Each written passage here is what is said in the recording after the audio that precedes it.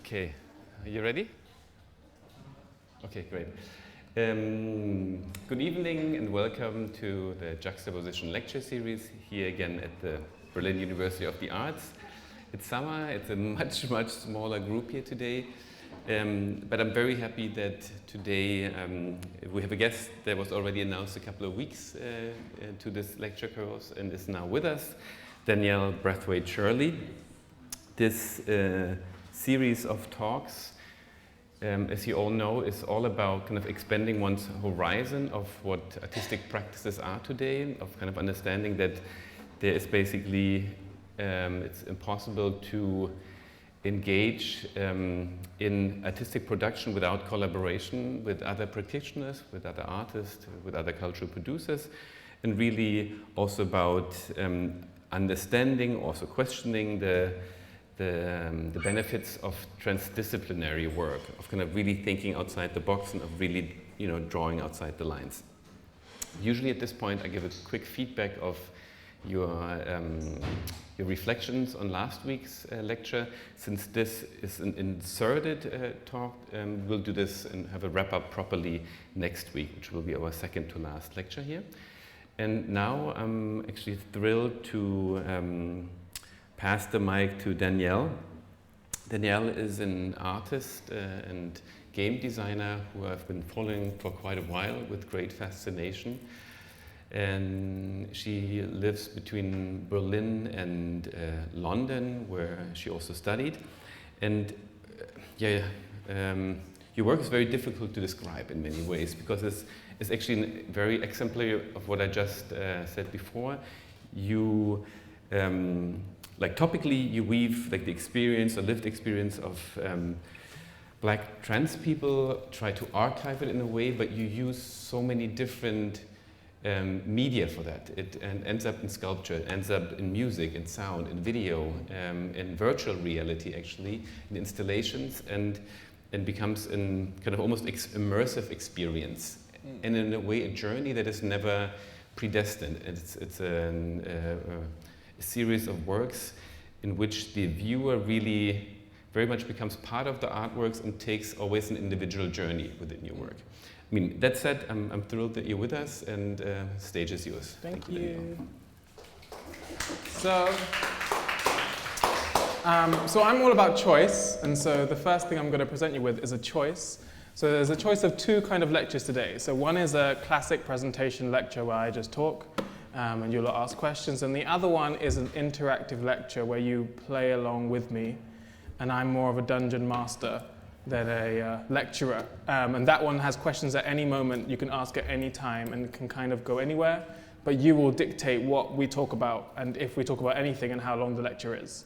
So that's completely up to you lot and to decide amongst you. I will wait as long as it takes for you lot to make that decision. So what would you rather have? For me, the second?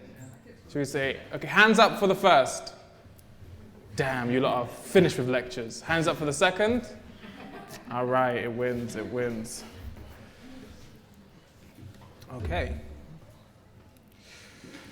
So, here we go. So this is going to go all over the place. Just hope you know that. So, Danielle Brathwaite-Shirley, that's my name. This is a presentation alongside a story. You will make the choices of where we go, what I talk about, and what we discuss. This will require your participation vocally. You are here, you're not in a chat. This is not a passive presentation. You are in the homeland. The world has changed. The land we are standing on is sinking, and we must choose what to do. There's a mistake there. So the first image I'm starting with is this. So this is an old MMORPG. I'm really into old video games. I use them as paintings almost. I look back at them as aesthetics that I feel have been underused and underappreciated. And so for me, looking back at this old MMORPG and seeing Black characters within them, at a time the character creation was extremely limited. You only had a variety of faces to choose from. You couldn't really shape the bone cheeks as you could now.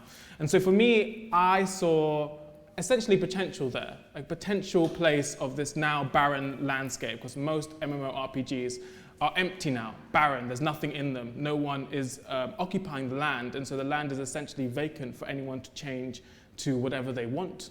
And a lot of MMORPGs do this. Final Fantasy Around Beyond, or whatever it's called, the new one, is really good at actually listening to its community and growing alongside its community, whether a metaverse, or the more modern metaverse like Decentraland, is more about sucking money out of the community. So there's a huge difference between how you can support a community in a virtual space and build towards archiving those choices and the people within it, and using a community. So we are looking for something. We have been told that what we seek resides somewhere in the vast ocean. This news has not filled you with joy, but worry. How can you search all that water? You prepare a crew, which you are the crew, and manage to purchase a large sailing vessel and set sail to scour the surface of water. Rumors of the wounds of the ocean echo across the lips of the crew members. Others talk about the feeling of being watched. Maybe someone is following you. Sometime into our journey, and after losing track of parts of the sea we knew, the ocean split.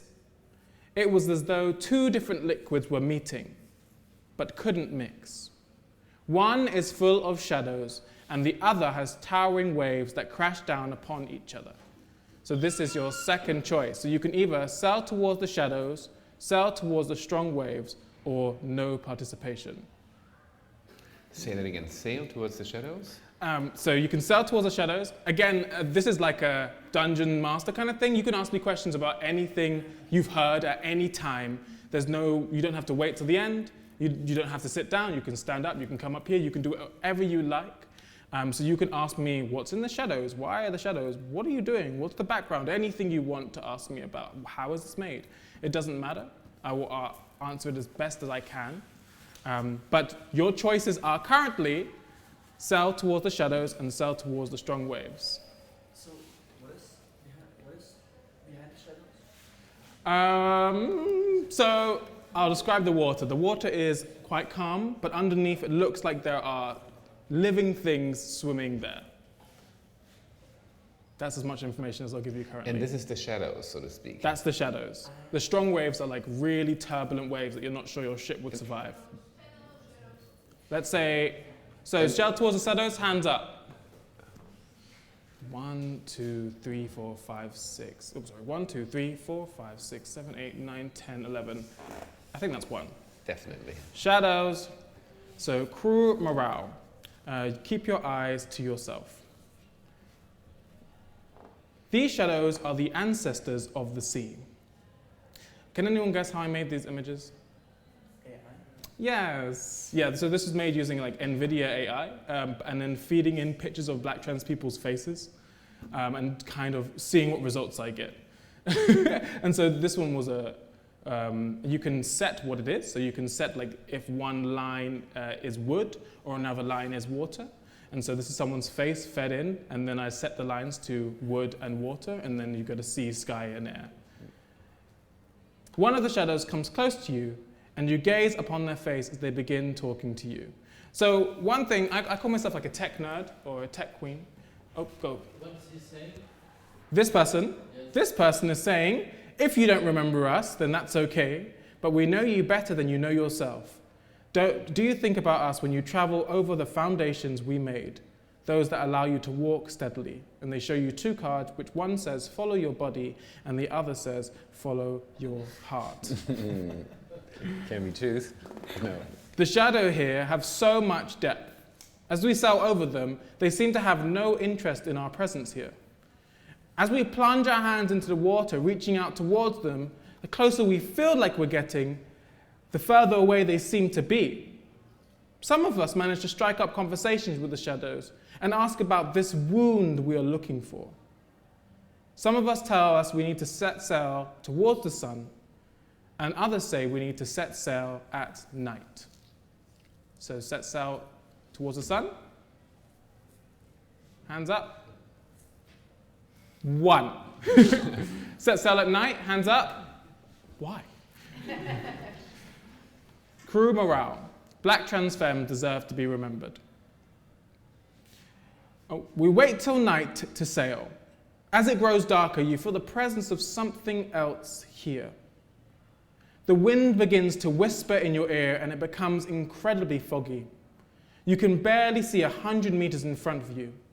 You and the crew begin to feel threatened by this darkness and panic sets in. This was a mistake. And so this is the perfect part where I begin my presentation. Okay. And so this image sums up my practice. And so what I usually do is I take something real and I digitize it and I build worlds out of them. And so this was the first packet of hormone pills I ever received. And I wanted to commemorate that moment. I didn't know how to commemorate that moment. I had actually made an entire film about what it would be like to have a hormone pill, to take one. But when I had them, I had no idea what to do. And I didn't get them traditionally. I had to get them from a friend because I was on a waiting list for 2 years and they chucked me off that waiting list for some reason. So for me, this moment was such a long time coming. It needed to be commemorated in some way. So I designed and built an entire world that I never released as an artwork ever. What kind of pills are they? Hormone pills. So hormone pills are like for trans people when they want to change their gender, or for athletes when they want to bodybuild, and there's a load of people that use them. But essentially they give you either estrogen or testosterone. And so you can take them daily, or if you have injections, it's weekly, depending on what. But I wanted to remember this moment. And so for me, I think of the digital world as a diary. And so as part of my diary of recording that, every single day I would put in a character made of a hormone pill. And thus began essentially my entire practice. And so now instead of doing this for myself, I do it for other people. And so I would interview you and ask you questions about yourself and then build an entire world with the foundation of images of your life so that your story could sit on top of that world. Some of the crew think about how they will be remembered when they are lost in this darkness.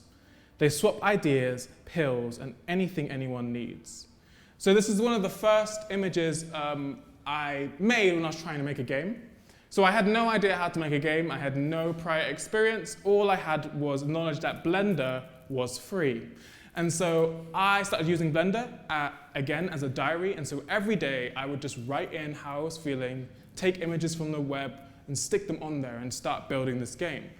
And this game, I think it took me 1 year to build, and it was trash.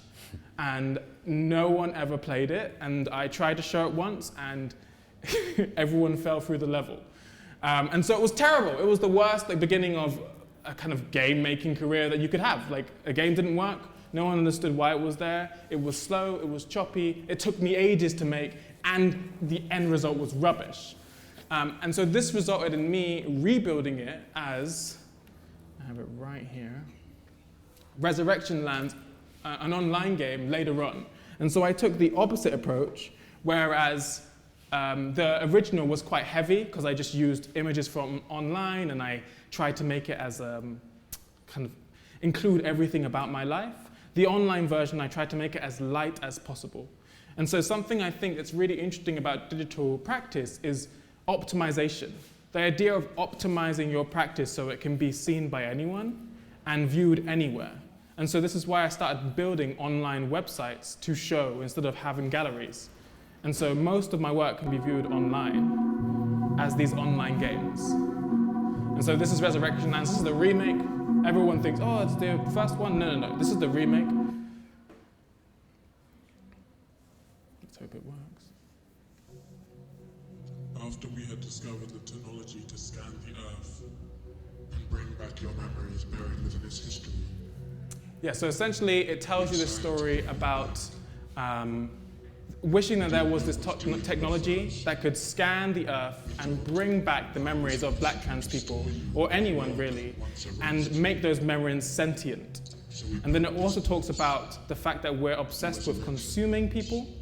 And so eventually these people that were brought back from death start to be used as esports kind of games. And so the essential game is try and mine this person as fast as you possibly can to get as much information as you can to make as much money as you can. Similar to the crypto world, similar to NFTs, similar to that kind of whole market, but instead looking at art, it's just bypassing the art and directly trying to consume off people. And you can play that, but I'll give you the link later. This reminds you of a memory at home. Through the oppressive night, you can make out two objects that glow dimly in the distance. One looks like a searchlight of a boat. The boat looks like it's searching for something, maybe it's searching for you. If it is, you're not sure of what its intentions are when it finds you. The other is a structure of some kind.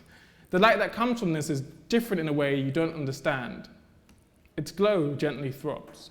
So you have sail towards the search boat, sail towards the structure, send a warning to the boat. And where are we right now? So genau, contextualizing. Mistake? We realized it was a mistake to go into the night and the panic. So you're in a night, you had a panic moment. Crew morale is definitely down. You as a crew, not doing so well. If you were to support each other, you wouldn't do a good job.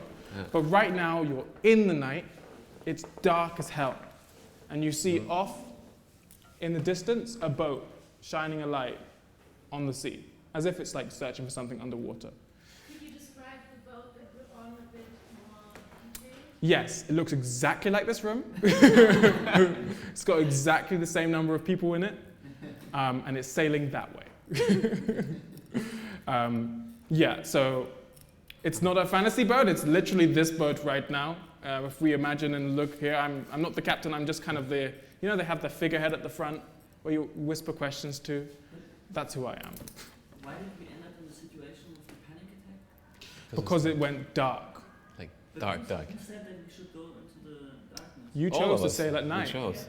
We went by night. Not me. You And the chose to sail at structure night. that we see there is gently throbbing. Gently throbbing. So like Like a heart, kind of like a pulse. less of a heart, more of a vibrational kind of throb that has like a time period. Okay, guys, what do you think? Okay, how many for the search boat? What is the alternatives? Search boat. Search boat, structure, or send a warning. So how many for a search boat? 1. How many for the structure? 1, 2, 3, 4, 5, 6, 7, 8, 9, 10. It's over there. So the structure it is. Crew morale. Your community, find your community, find your community, find your community. This currently is you. You're all trying to band together in this night. You're not really feeling that great. This is the structure. The structure is taller than anything you've ever seen. Its immense scale hits you when you sail up to it. It feels as though it's watching you. Its surface, if you can call it that, is as though a cloud has been stretched and somehow hardened. To describe it would make just as much sense as seeing it. It's impossible. A silhouette of something appears as though it had always been there. Silhouette. We offer a chance for you to see 2 lost worlds. Through the air, you can float to either, there's a mistake here, it should be the Black Sea, or She Keeps Me Damn Alive. Discuss amongst yourself where to go and why. You must have a good reason. So now you cannot just vote. You see the point of my practice makes it harder for you? Yeah. Now you cannot just vote. Now you have to give a reason of why you're choosing to go. And give us the, She Keeps Me Damn Alive? So it's, no, it's the Black Sea or She Keeps Me Damn Alive. We offer the chance to see those two, is it? Okay, guys, how do you feel? Did you understand the situation? Because I didn't fully get it. Okay, so... So someone has come out of this smoke. Imagine Beyonce coming out of a performance. Yeah. She steps through a smoke. She says, I'm going to give you the ability to see 2 worlds that no one else has ever seen before. You can see a world called the Black Sea. You have not asked any questions about that, but you can. But if you want to, please ask me. Or you can see another world called She Keeps Me Damn Alive. But she says you must have a good reason to go, or your vote does not count. Either one. Either one. So do you have any knowledge about the different places? I do. Can you maybe tell us a little bit What would you like to know? about She What would you like to know? So, imagine. Will we die if we go there? No. How does it smell? Good. How very, does it smell? Very pragmatic. I like It the smells approach. like gunpowder. She keeps me damn alive. Smells like gunpowder. Yes. Oh, how does the Black Sea smell then? Like a sea, like an ocean. Is it? Is the Black Sea is it also dark, or is it just the sea black? No, it's not dark. Okay. It is black and white, but it's not dark. Okay. And is it more warm or more cold? I would say, very temperature of the ocean. Okay.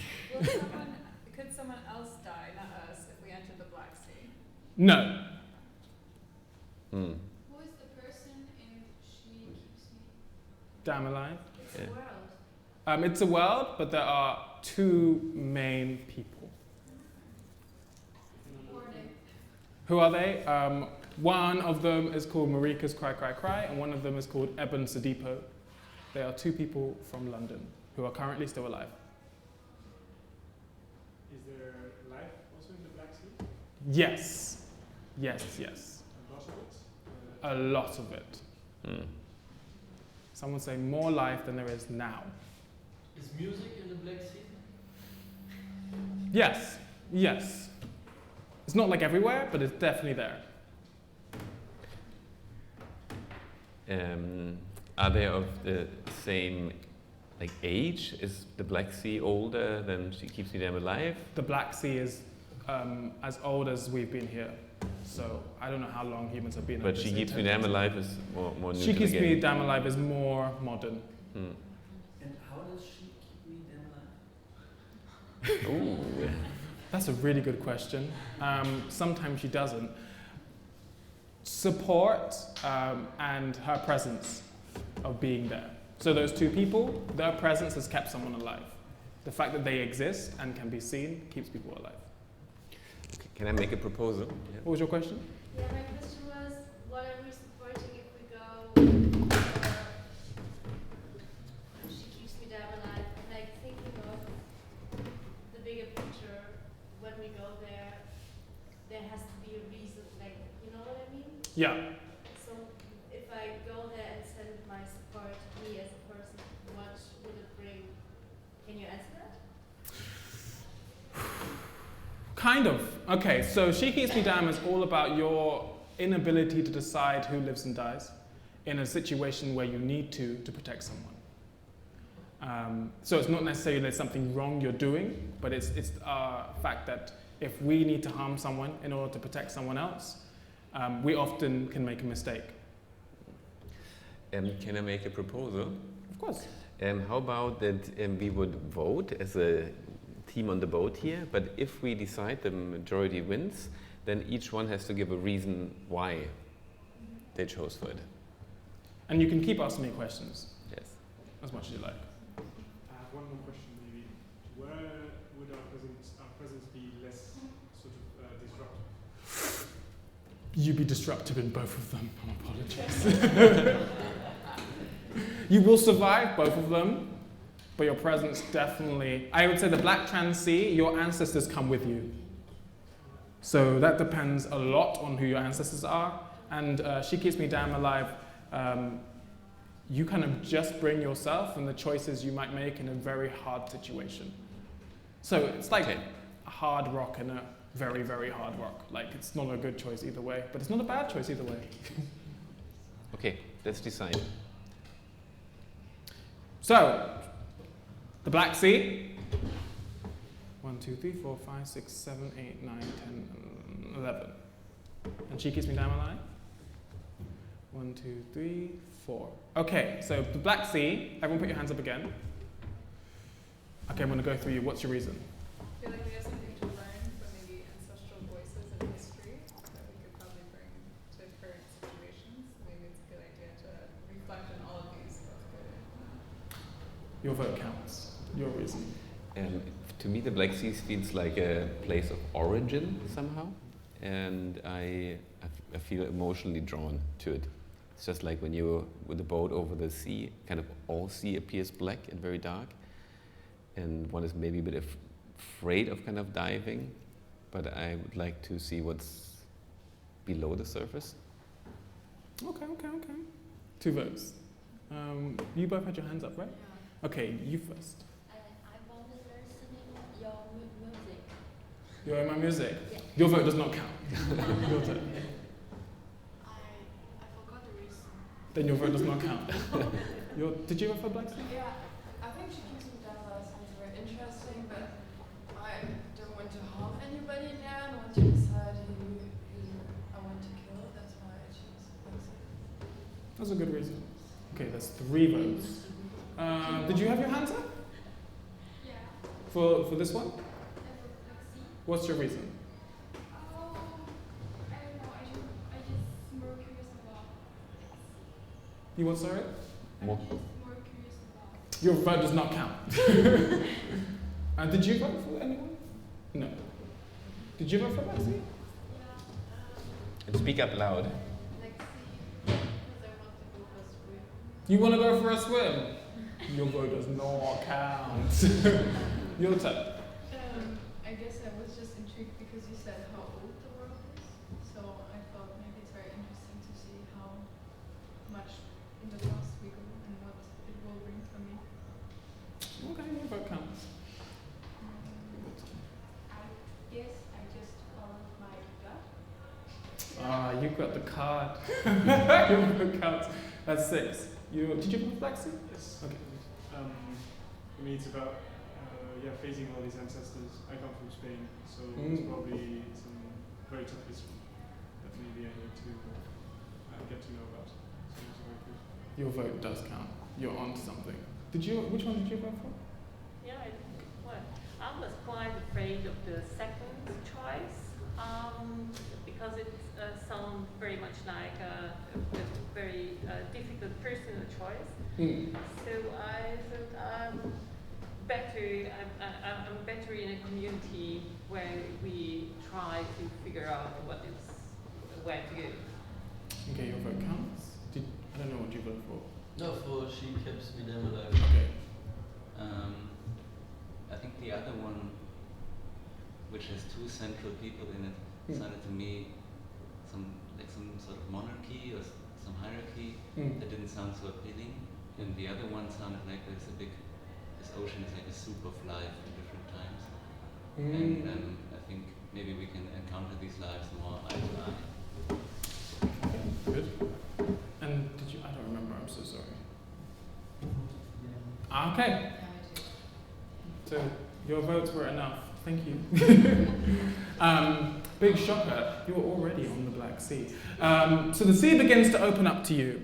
For a while now, I have wondered how people like me have used the sea, how we worked alongside it, and how we held the memory of its involvement within our life. Now all we hear are horror stories. The sea is a sea that retains memories. This sea, the Black Sea, is a sea that retains memories. It stores the secrets of those that have passed through its bodies. The words of the ocean bring you to tears. You look at the water and see it's made from millions of eyes looking back at you, each holding onto your gaze and telling you their story. Okay, so the Black Sea is a series of games I made. This is one of the games, actually. And so it's a series of 4 games, and I made them using 4 different engines. So one I used myself as the engine, another one I used, which is here. I used JavaScript as an engine, so I built like an online version of it, so you can play this online. And this one takes it from the perspective of someone hacks your computer and installs a virus on your computer that essentially becomes a portal to replay through your ancestors' history. But the difference is you get an alternative past of your ancestor. So if your ancestors were colonizers, your ship is destined to fail and you will never be able to make it to the land you're supposed to go to. And if you were people that were taken across the sea, your ship is destined to succeed and have a ship that's actually centering you in your community. But at the same time, the ocean opens up and lets out everyone who was forgotten or lost in the ocean during that period of colonization. Do you want to see the first bit of this? Yeah? Mm-hmm. Okay. I have found something. Can we turn it up a little? Something we thought could not exist. But now we have definite proof that it does. I'm not sure I should share this with you, but I know this isn't just meant for me. A few days ago, I got an email claiming that my bank account had been compromised. Panicked, I clicked on the link in the email but was taken to a website that seemed like a scam. Quickly, I realized it, but not fast enough to turn off my webcam, which showed me framed in this website. The words, "You have been chosen," quickly flashed up. I pulled out the plug of my computer, shut it down, and when I rebooted, everything seemed to be normal. Except there was an extra file on my computer.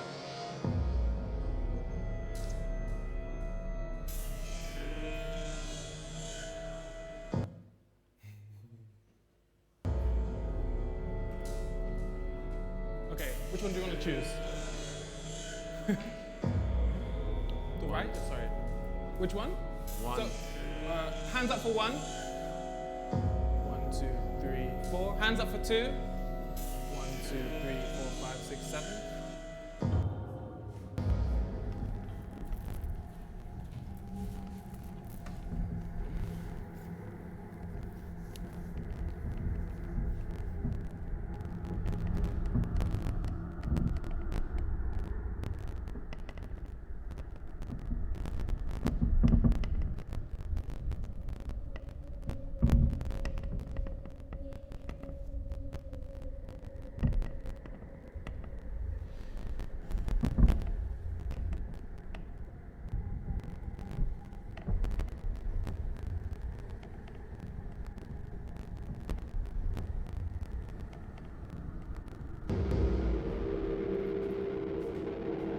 Hands up for 1.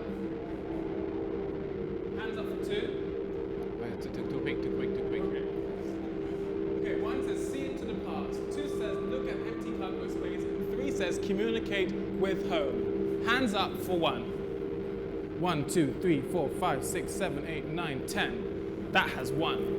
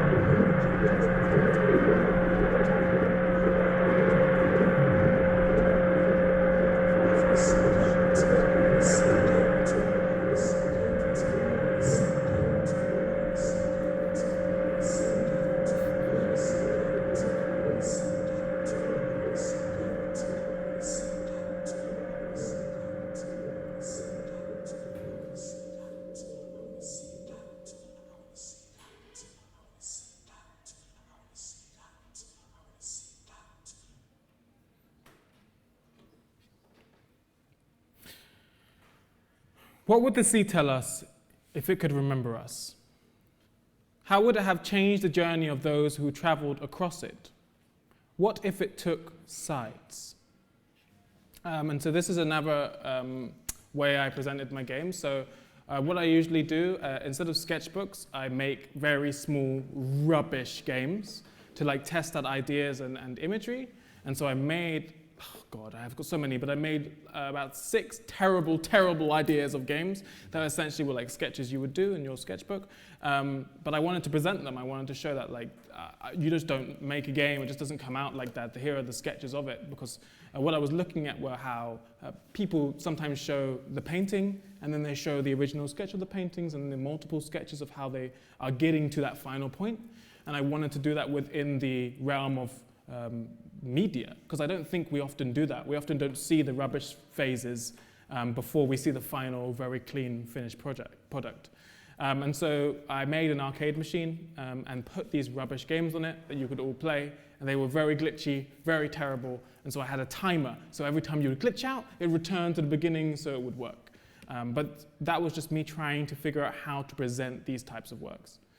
And there's also this black trans sea, so when you played that game, you played it, it's a better image here, you can just barely see it. So you played it in an actual boat, so you sat in a boat with this sea around you, with these controllers that you would then play it in the ocean.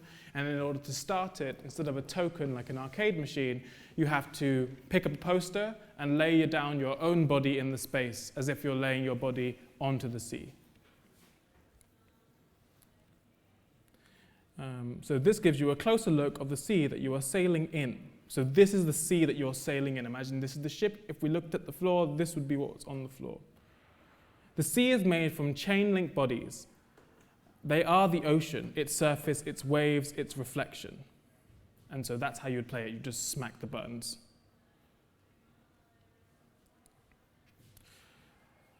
Through this journey, you learn the power of the ocean. You now know how it speaks. This power used to be for those that need it, not just for your own benefit. They tell you that they will be watching how you choose to use this power. We don't know what to do with this. Maybe it'll come in handy when you get to the wound. This was not the only thing they gave you. They also updated your maps and navigation systems. The new mark on your map seems to point to an unexplored section of the sea. They tell you that the wound will be there. You decide to set sail towards the wound. Oop. Crew morale. You feel like the end of days, essentially. You set sail silently. The water seems to take on the heat of a body, as though your boat is a hand caressing someone's skin.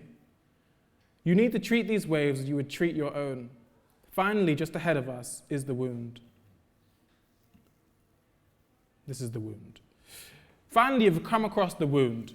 It's a hole in the sea, a void that refuses to close. Even the water is scared of what lies in the wound as it twists and turns away from the void.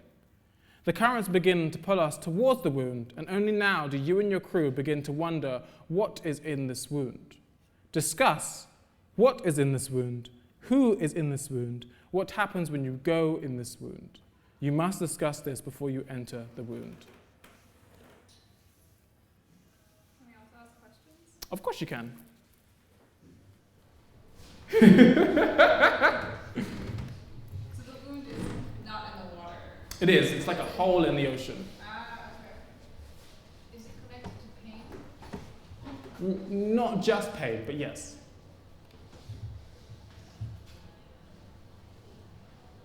Can you look inside the wound? Pardon? Can you look inside what's in the hole? It just looks like a black hole.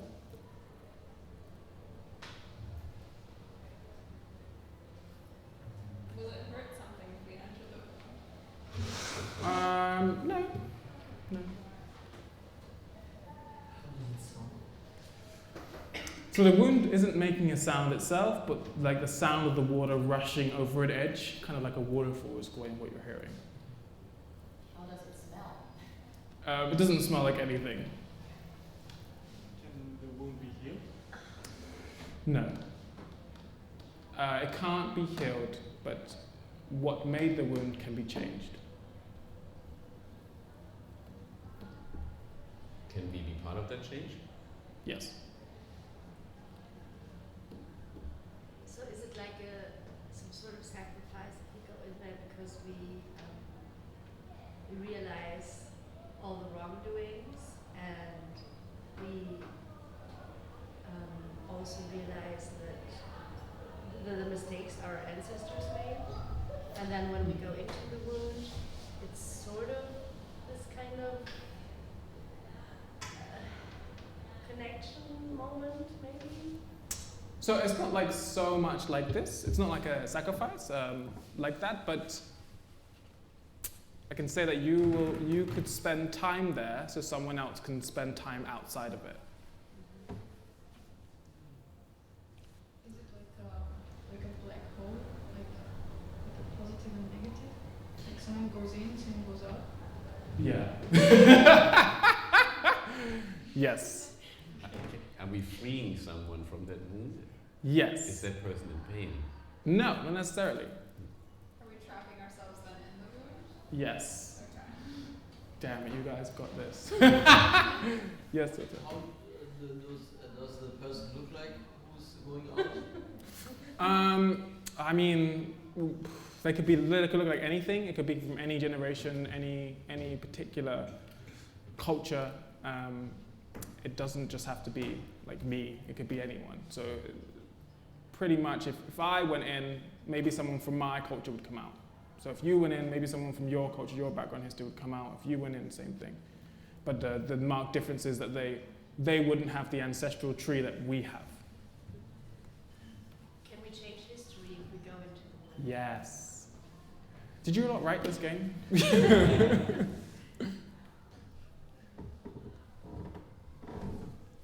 Okay, so. Let's go. Yeah, I think we're ready. who is in the wound, what ready. is in the wound. Yeah, I think you've already got all these ones. Let's go. End of the wound. You are in the wound. It's so cold in here and there is no sound. A galaxy of images flash before you, but you can't really make any sense of it. The wound has you. Speak to the wound or go deeper. So hands up for speak to the wound. 1, 2, 3, 4, 5. Hands up for go deeper. 1, 2, 3, 4, 5, 6, 7, 8, 9. You'll never get out. The deeper we go, the more clear it is. 10 minutes. Great, perfect timing. The deeper we go, the more clear it is that the wound is full of people. It seems to be like a store on the sides, as though on its surface, like waiting and unmoving, kind of like in those sci-fi films where people are in the pods, like this. As you go deeper, the pressure you feel on top of you increases significantly. The air becomes tight in your chest. You find it hard to breathe. Looking around you, you can't make out anything. Time is not linear here. Instead, it seems to move backwards and forwards at a pace you can't quite comprehend. The free fall comes to an abrupt stop as you are all suspended in air and then slowly pulled toward the walls of the wound. Your body sinks into the surface as though it had always been there.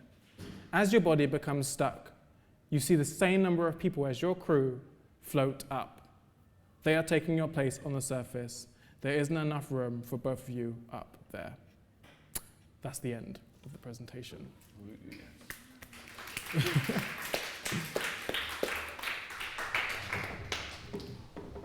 So we have 10 minutes left. So what would you rather have? I'm all about choices. So you can either ask me questions, as I can show you images, I can show you games I've made, I can show you websites I've built, I can show you examples of shows. What would you prefer to have? Or you can just tell me one-on-one and I'll just do it. I would love to see some more of your work, and then afterwards we engage in a Q&A anyways. Oh, okay. But how about you guys? Yeah. Okay, so I'm going to flick through this very quickly. So all of these are made on iPads. So I often try and use as many different mediums. So I see technology as different mediums. I don't see tech as one medium. I see them as very specific individual mediums that aren't really seen as mediums. So I see like painting on an iPad as a very particular medium of painting on an iPad. That's its own individual medium.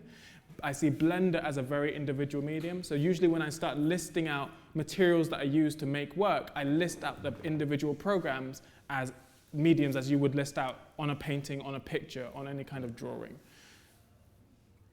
And so this is what I usually do. So this is Mary Jones. They called her the man monster in 1836. This was one of the only living images I could find of a black trans woman that exists now, to ever exist. And so she kind of started my descent into wanting to archive people and wanting to use technology to archive them. And knowing that our archive, because this is what's in our archive, currently misrepresents people and archives them incorrectly and often erases a very particular part of them and captures a very nuanced, particular view of them. And so I've archived her in many ways. In the Black Trans Sea, she is that person way up and down at the beginning. In the show at David Kodansky I just did, this is one of the images I built, and this is her kind of put into ASCII text, and ASCII is images made from text. And I'm really inspired by old video games. I often see their engines as opportunities to archive and record people, so I have a load here. But in 1987, a video game artist called Muriel Tramis, who's actually very famous, she created this game called Mawillo, which was probably one of the first video games to be used as an archive, to archive a story in Martinique that was told to her when she was younger. And so she used the format of a video game to do that. And back then, video games were so experimental, like you really wouldn't believe how experimental they were. There was this like parallel line between using video games as tools in the real world. So for example, training firemen how to go into houses and save people, how to like do CPR, and also entertainment. There was kind of like a battle. And so the same year this came out, Super Mario came out, and the NES came out, and we all know which one kind of won in the public eye. And so video games really steered into entertainment. But at that moment, there was an amazing parallel that was happening. So I'm definitely saying I'm not one of the first people to do this. There is a lineage of people using video games as art, as a platform to archive and remember people. And so this is, let's do this one.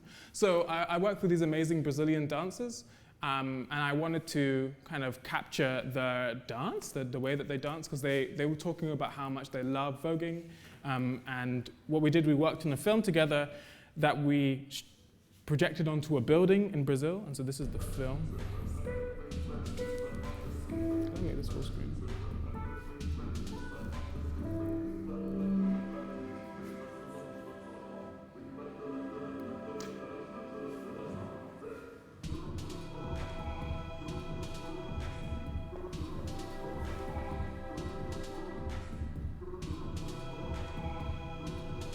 So what you're seeing is they sent me these videos. So essentially, these videos of them dancing was the only thing I had.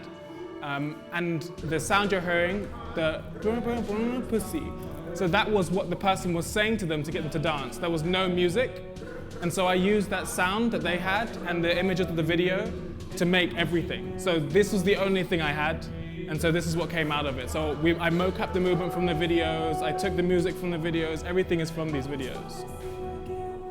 Bam. And you've seen this video, I've showed you it. And I'm going to flick through really quick. Okay, so Digging for Black Trans Life. This was the first piece I ever made and the last non-kind of interactive work I really built.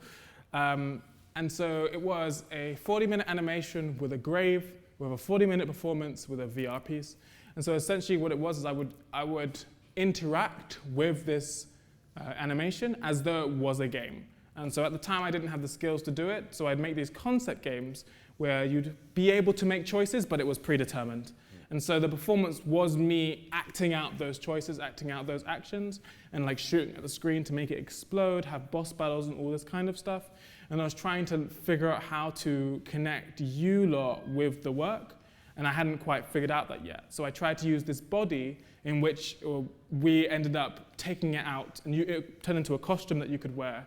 And then the entire audience buried it again. And so the role was to essentially make sure it looked presentable, and it often ended up looking like a complete mess. But that was the whole point of trying to get the audience in there. But it was the last non-interactive work I made because someone told me, I really like your work because I can ignore what you're saying and just enjoy the visuals. And so after that point, I then made Resurrection Lands, which I talked about a little bit, which was based on these images, these esports images, which you can play at resurrectionlands.com, and which we installed like this.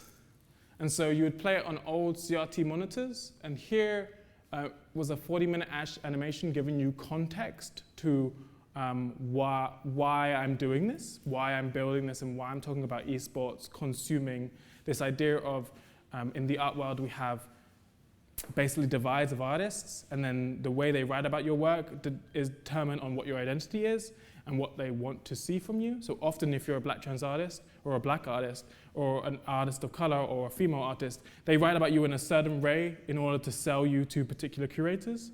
And so I was talking about this tourism, I called it, this tourism of our bodies within art, of the ways in which we're sold within this practice.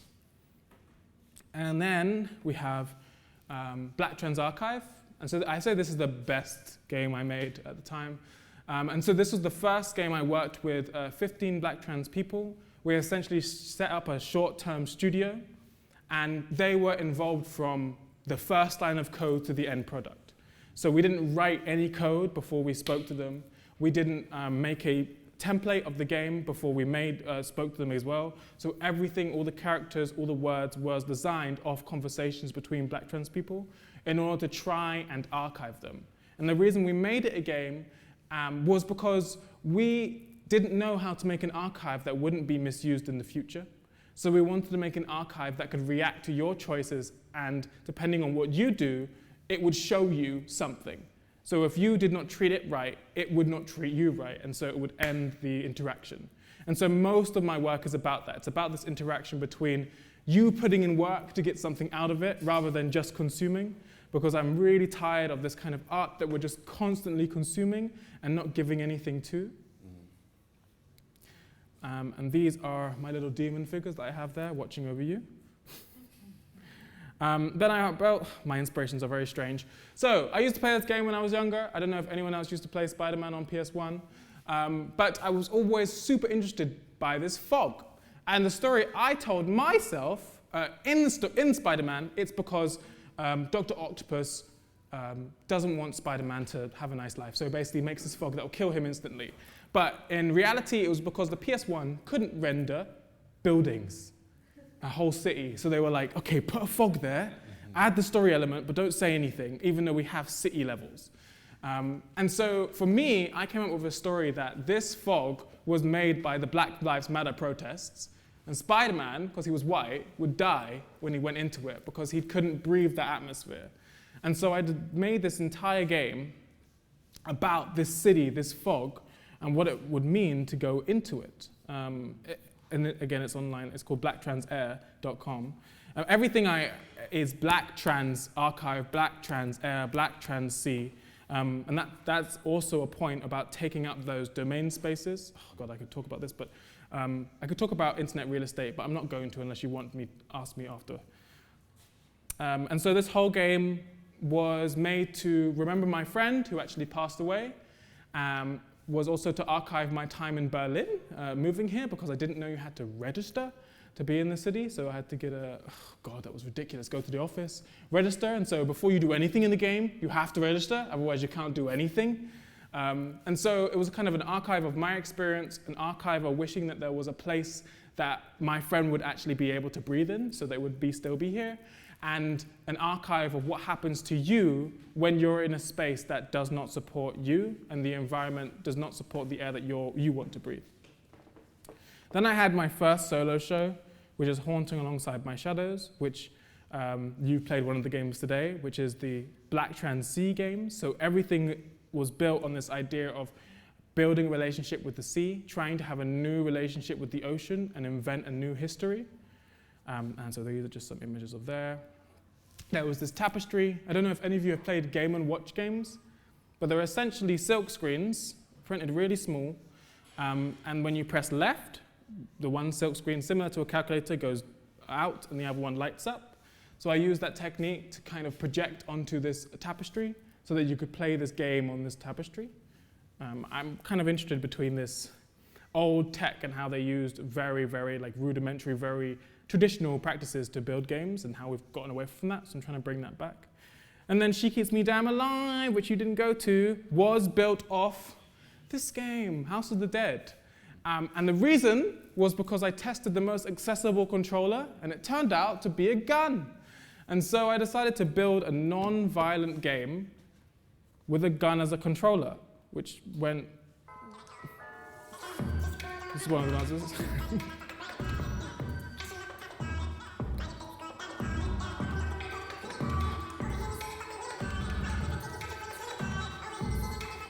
So I based it all on the movement of these two artists, Marika's Cry Cry Cry and Eben Sadipo. So that was the test video to see if the movement technique I was using would work. And so what I did was based every single movement on the game on the dances. So I took 2 hours of footage, and from the enemies to the ocean to the land to the sea to the shots, everything is based on their movement. So it was an archive of their movement, but as well an archive of what it means to play a gun as a game that is actively telling you that it's really awful that our favorite controller is a gun, that everyone knows how to complete a level with a gun, and that we all think that we know what to shoot at when we don't. And so the whole point of the game is you come up, you get really excited, you pick it up, as soon as you shoot, it says don't shoot, and it says I'm going to ask you to kill people, but I'm not going to tell you who to kill. And no one looks like a human. And so you have no idea if you're making the right or wrong decisions. And you have to go around to these demons around the room to get clues on who to shoot. And this demon, which everyone kind of ignores at first and comes back to after, has all the character bios on them. So you have to read that to understand what the motives are of the character. And this is the last bits going through. And it was live streamed 24 hours a day, so you felt like you were being watched. And that's the last screen. Timing. And then, yeah, so this is Marika's Eben. And so? Thank you so much. Danielle, please stay here, and now we can actually, engage in a round of questions. I mean, you raised so many topics that I would like to delve into. Do you guys want to start with something that's already like burning on your lips? Otherwise, I break the ice. Okay, we have to cover a couple of things. Obviously, storytelling. You started explaining that these experience that you also shared with us are based actually on true stories or histories of people that you've entered a conversation with. Right. So I'd like to learn more about this. Also, the whole notion of storytelling as like a way of like a cultural process. And the other one is that of gaming or playing. So, I mean, it's very obvious, everything is built around computer games, but also this notion of learning through playing. And I would like to get a bit of a better notion of, beyond computer games, what the philosophy of play within all of this is for you.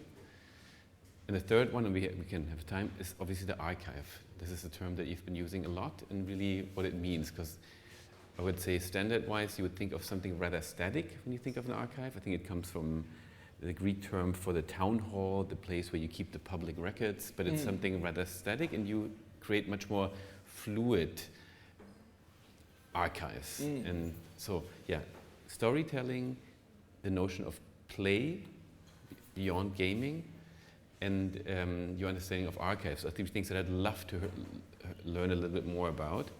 It's kind of 3 questions, but maybe that's a good starting point. Maybe cover some of the questions. Yeah, so you can jump in any time if you have a question. But so for me, the ways in which people tell stories are some of the most like archival ways we can have. Like the way my family will tell a story about their life and their history will be very different from the way you tell it if you were reading it.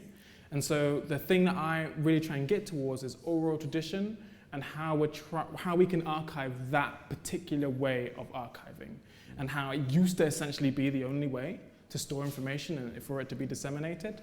And now we've really gone away from that, and it's all about like storing it in books, having it in the library, having it worth being recorded and archived. And so I'm trying to do this thing where I ask the person, while I have them, directly what they're thinking, feeling, and what they want to be archived. And I listen to the ways they tell that story. And I try and build an entire world that can encompass that story that they're telling. Which is why I'm so into world building, is because the ways in which you will just tell me a story about your grandma will invent a whole world for me that I can build just to support that story, so that we can add that lore in there that's in the buildings, in the floors, in everything that you're saying, in the way that I'm looking at you and seeing you. And I really feel that that's a huge part of archiving that we don't really do. Often we don't try and build up that contextual environment to house that information. We just have the newspaper clipping. The second question was? The first, you mixed two, but it's very good. The play. The first was storytelling, then beyond gaming, the philosophy of play and how it kind of drives your practice. Yeah, for me, it's more about having someone activate the artwork. So for me, often I go into a gallery and the artwork is doing everything, doing the whole job. It's holding the entire room. And you look at it, it shows you everything it has to show, and you can decide on what terms you absorb it. But what I'm trying to do is make work that requires you to put in work, that requires you to actually put in work in order to view what's there. And if you don't put in the work that is in the work itself, if you don't look at it in the way that it needs to be looked at, then it will close itself off to you, and it will no longer offer you participation. And so I want work that's a little bit more antagonistic and offers more if you put in more. So it's about this give and take dynamic within art practice that we often have in performance, but we don't often have in art that's installed in the gallery. In the very beginning, when you started your game with us, you were the dungeon master, you called yourself. Yeah. So obviously, I guess it falls back to kind of early childhood Dungeons and Dragons type of... I never played it. No, okay. And then I was thinking of these books that I had as a child where you go the Choose Your Own go to Adventure page books. 84, etc.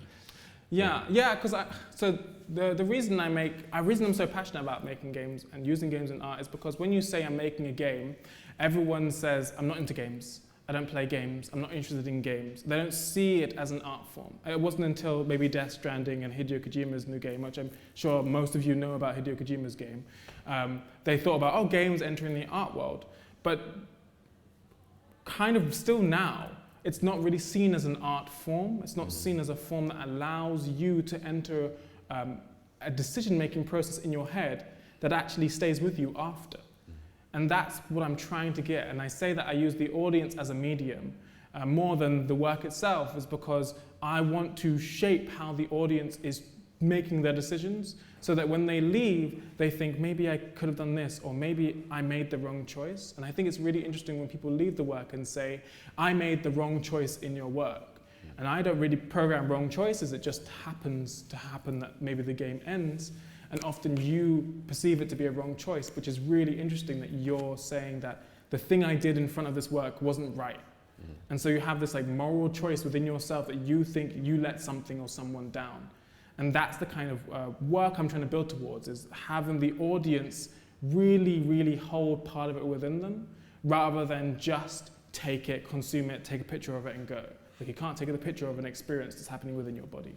And did I get you right that the reference to also very early video games is a very conscious one? Yes. The aesthetics, that kind of seems almost rough or kind of glitched and incomplete. Yeah, I often use very bad. So there's a program called Photo Anim. If you have a PC, definitely get it. But it allows you to take a picture just like this and turn it into 3D in about 20 seconds. And so I use very rudimentary programs to build them. And the reason is that because I think there is something within those aesthetics that hasn't been used to do this, or hasn't been used to archive. And something about those aesthetics mean you can redo the model very quickly. And so often when you're seeing 3D work, it's very glossy, very chic, it takes a lot of time. There's no space for iteration. So if you're trying to build an archive, I can't build Malik once. I'm going to have to build Malik 5 times. This is not the first model of Malik. But if I do it in a very smooth model way, I won't have time to do the correct kind of iteration to capture the essence of them. I may get the way they look, but it's more about the essence of someone capturing how they move, how they feel, how they take up space. That is more what I'm trying to archive, the whole package, rather than just how we look. Because I think something that Instagram and Twitter do very well is capture our aesthetics of looking, but not capture the aesthetics of feeling, and not capture the aesthetics of who we actually are. So they're deliberate, imperfect. Yeah, and I actively go through each year, and I look at all the engines and I go through each of them. So I've gone from, you'd made a text adventure game with an engine from 1984.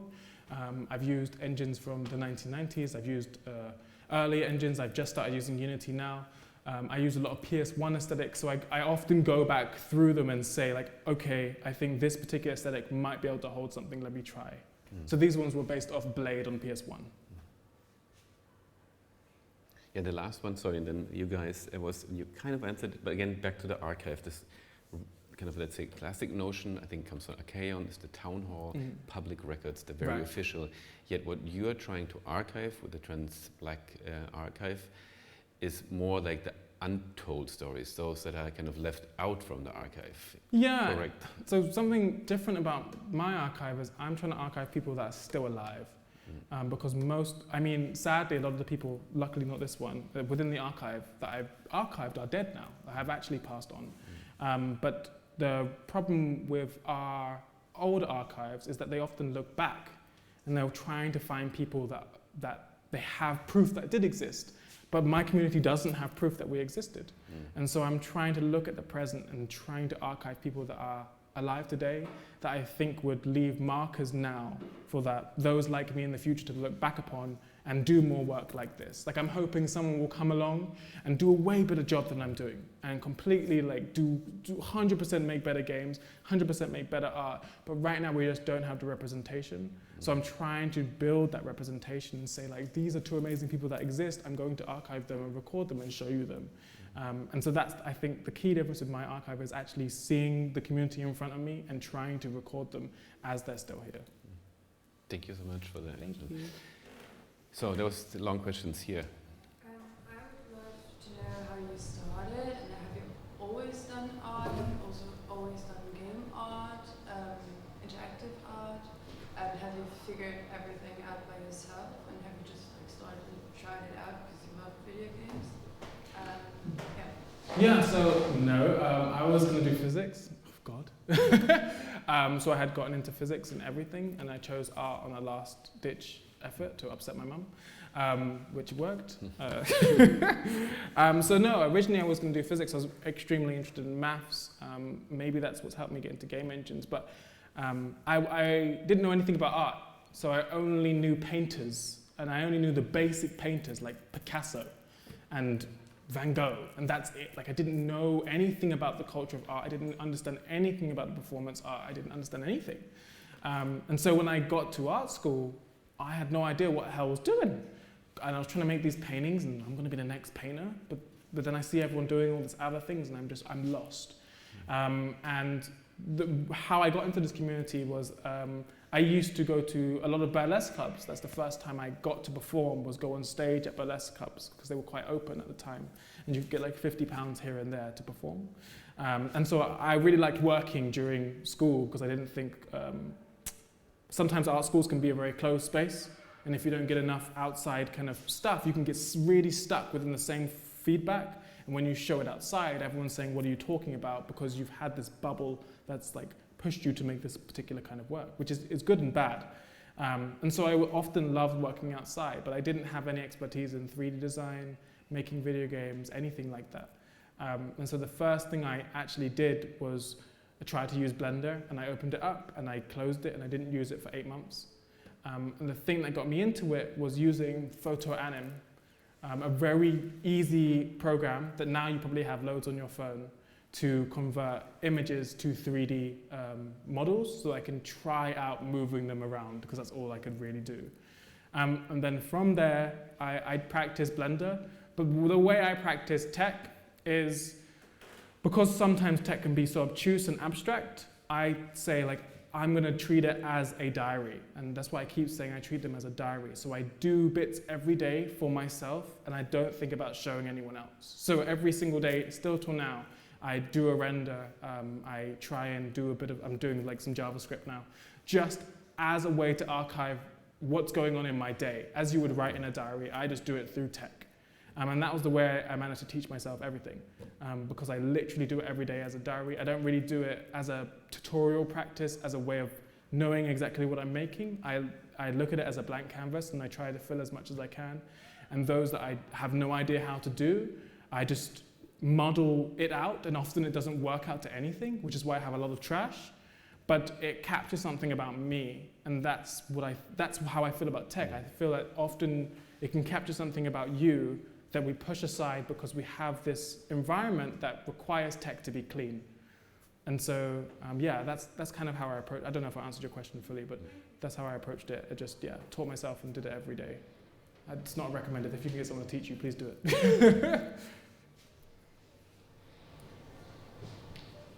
Question? I have a ton, but maybe how would I say? Yeah, I thought it was interesting also. Lukas maybe hinted a bit on that about the difference between play and game. I think I was talking to a friend the other day. She was telling me that Han was writing about that maybe there's more gamers, but less playful society, perhaps. I don't know if that makes sense. If you feel that those are two different things. Like the gamers and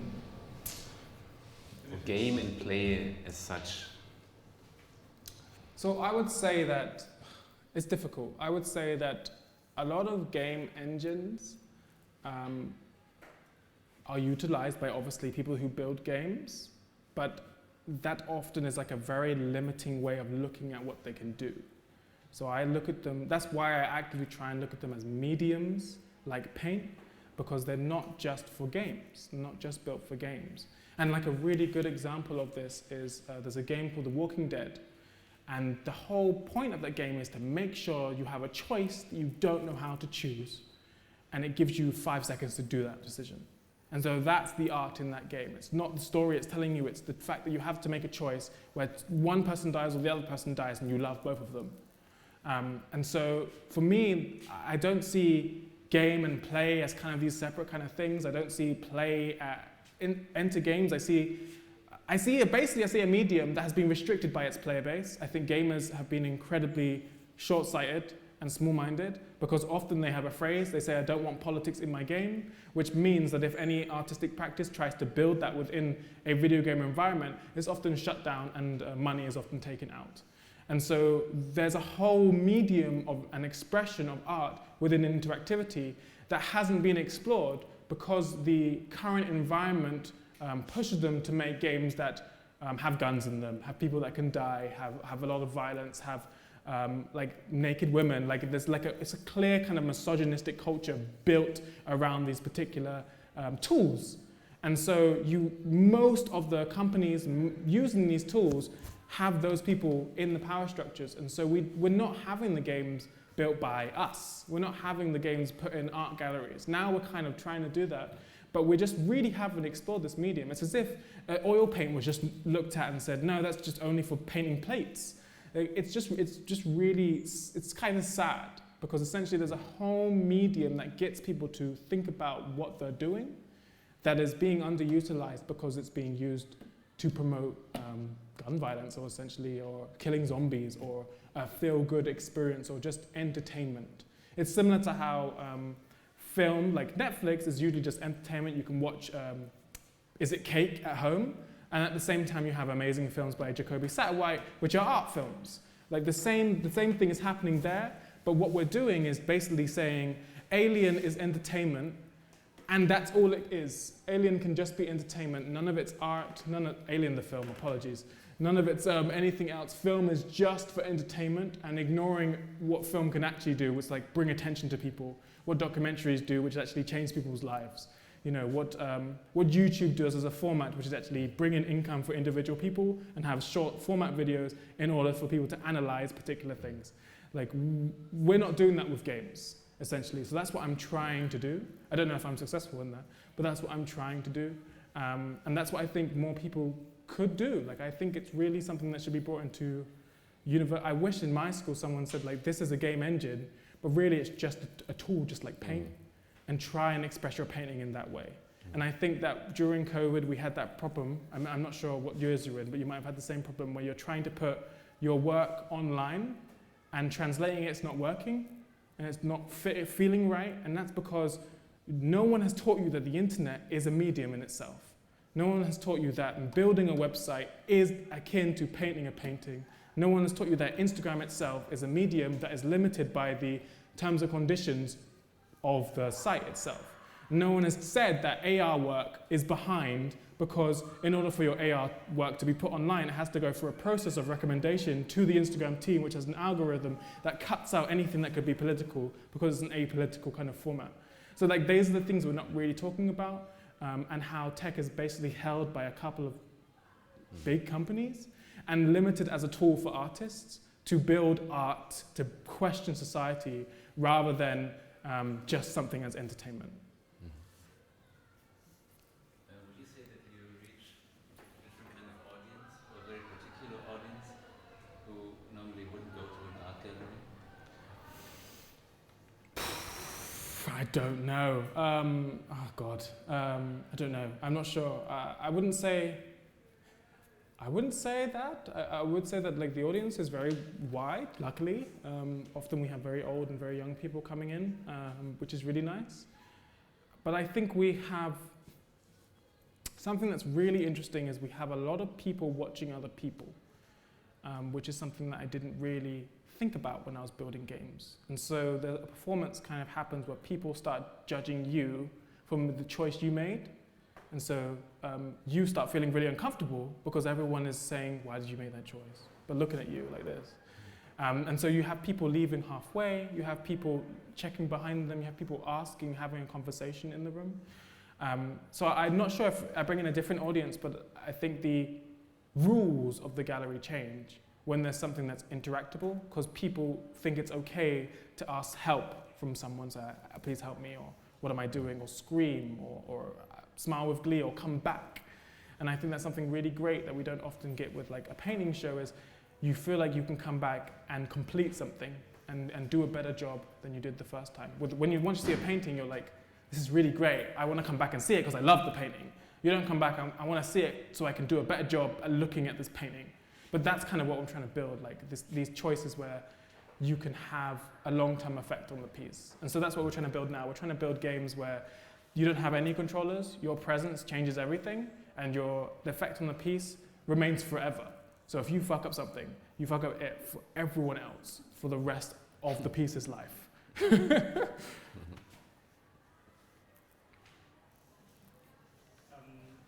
have another one about maybe if you believe that working with virtual mediums actually helps, because you talk a lot about we.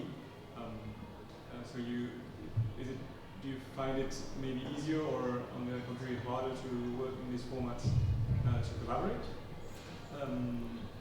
Sorry.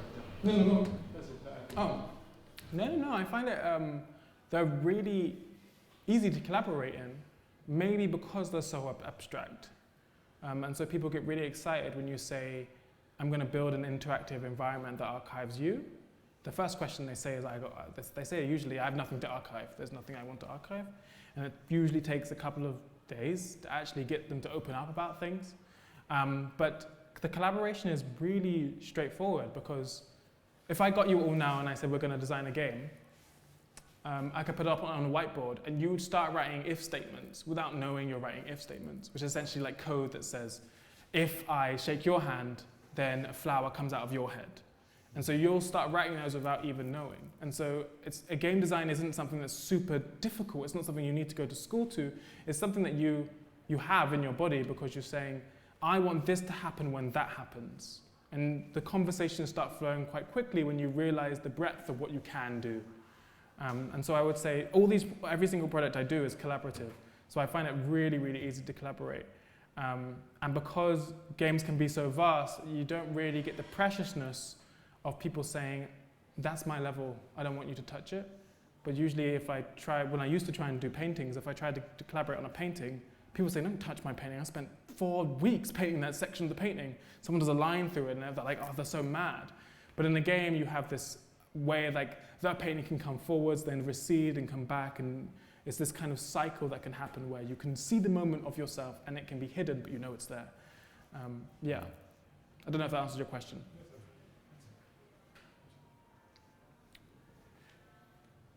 Yeah, you have enough questions. Okay, one more for you. All right.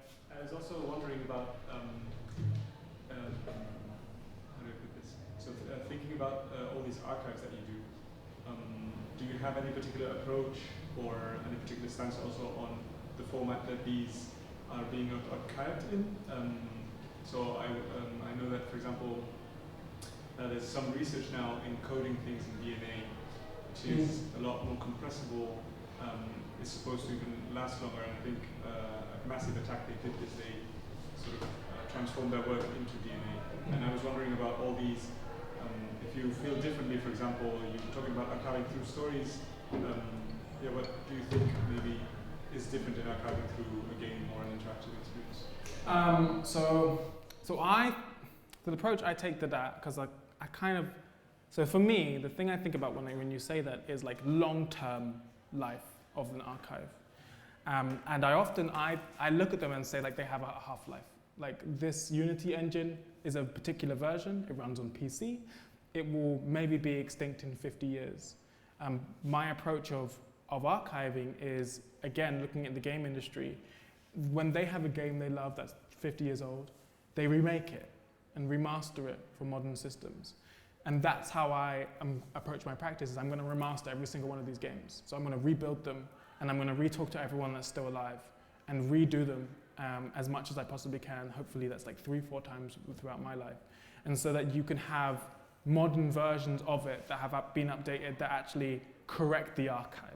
Not all of these are correct. Sometimes names were wrong, sometimes people were processed incorrectly, sometimes people change. And so I want to approach the archive as something that can continuously move, as if the paint is never dry, and always reapproach them fresh and build them from the ground up again. And so this may end up being a phone game in 20 years, I'm not sure, I don't know what we're gonna have, or a VR game, or in your eye, or whatever, the back of your Elon Musk chip.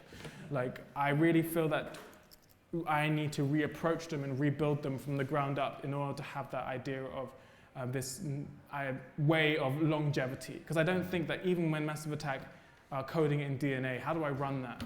Like, how do I run it at home? Like, how long will I run it? When the machine changes of that runs that particular kind of DNA, what's the half-life of that DNA? All this kind of stuff. When it multiplies, how does it change? So that's the kind of way I think. And so I don't think that I can just leave these. I have to tend to them and look after them and reapproach them, just as any archive looks at itself and re-looks at it, reanalyzes it, and re-records it. It's just like the Bible has been changed over all the years. Like these are not the Bible, but I'm gonna do that with the works I have, so that you can play the same game, but it'll be a completely different experience in 15 years. Thank you. How do I go into the fog? How do I go into the fog? The fog one, blacktransair.com. I was just thinking while listening to you and your talk that there were so many connection points to this lecture series since last semester. This is the second semester. In the beginning I was thinking of Tabitha Rezer, who gave a presentation here, who spoke a lot about like the kind of ancestral work. When we did like the Black Sea with you, it was very much reminiscent of this one. Then we had Hee-Won Sang, she's a Korean web artist who kind of, just like you, really promoted the idea of the internet really as an artistic tool, not just a commercial platform. Then we had Candice Williams here, who also kind of works on these alternative archives, and her, just as well as Dina, who was here last week, also archives of untold stories, of those that have been kept out of these archives. So for me, it's very beautiful to see all these kind of interlinks of topics that we discussed here in this lecture series.